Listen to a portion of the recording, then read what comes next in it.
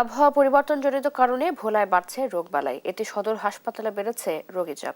সেখানকার এই পরিস্থিতি জানাতে সরাসরি যুক্ত হচ্ছেন সহকর্মী ছোটন সাহা। ছোটন, হাসপাতালে রোগীর চিকিৎসা সেবা নিশ্চিতে কি ধরনের ব্যবস্থা দেখছেন?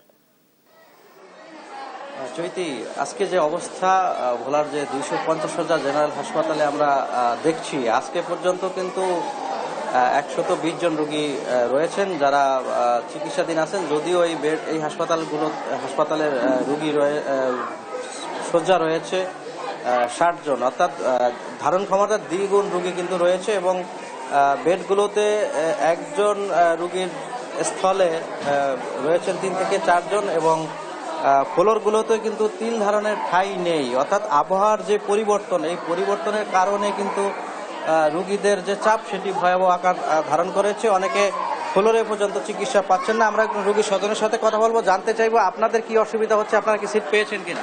জি না, আমরা কালকে ভর্তি হয়েছি, এখন একটা সিট আমরা দিতে পারি নাই। আর এখন অনেক রুগীর চাপ দেখতেছি, সেজন্য হয়তো আমাদের সিট পাই যায় না কি জানি না।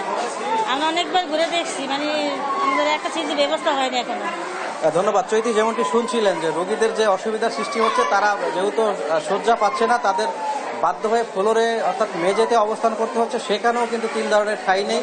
এই যখন অবস্থা, চিকিৎসকরা বলছিলেন আবহাওয়া পরিবর্তনের কারণে এই রোগের প্রকোপটা বেড়েছে এবং গত 1 মাসে এই রোগীর সংখ্যা গিয়ে দাঁড়িয়েছে প্রায় 1,500 জনে এবং বর্তমানে ভোলার যে 7টি হাসপাতাল রয়েছে, এই 250 শয্যা হাসপাতাল সহ সেখানে প্রায় 250 জন রোগী চিকিৎসাধীন রয়েছেন, যাদের মধ্যে বেশিরভাগই কিন্তু নিউমোনিয়া আক্রান্ত এবং গত 1 মাসে কিন্তু এই আক্রান্ত হওয়ার ফলে কিন্তু 2 জন শিশুর মৃত্যু হয়েছে বলে আমরা সিভিল সার্জন কার্যালয় থেকে জেনেছি। এবং যেহেতু আবহাওয়া অধিদপ্তর থেকে বলা হয়েছে দিনের তাপমাত্রা থাকছে 31 ডিগ্রি সেলসিয়াস এবং রাতে সেই তাপমাত্রা কমে 17 ডিগ্রি সেলসিয়াস থাকার কারণে কিন্তু এই যে তাপমাত্রার তারতম্য, সেটি শিশুদের সহনীয় পর্যায়ে না থাকার কারণে যে সংক্রমণ বেড়েছে এবং অভিভাবকরা আহ্বান জানিয়েছেন যে শিশুদের প্রতি আরও বেশি যত্নবান হতে হবে। তবে এখন পর্যন্ত হাসপাতালগুলোতে কিন্তু আমরা যে ওষুধ সংকটের বিষয়টি পর্যাপ্ত রয়েছে এমনটি আমরা জেনেছি। তো এ ছিল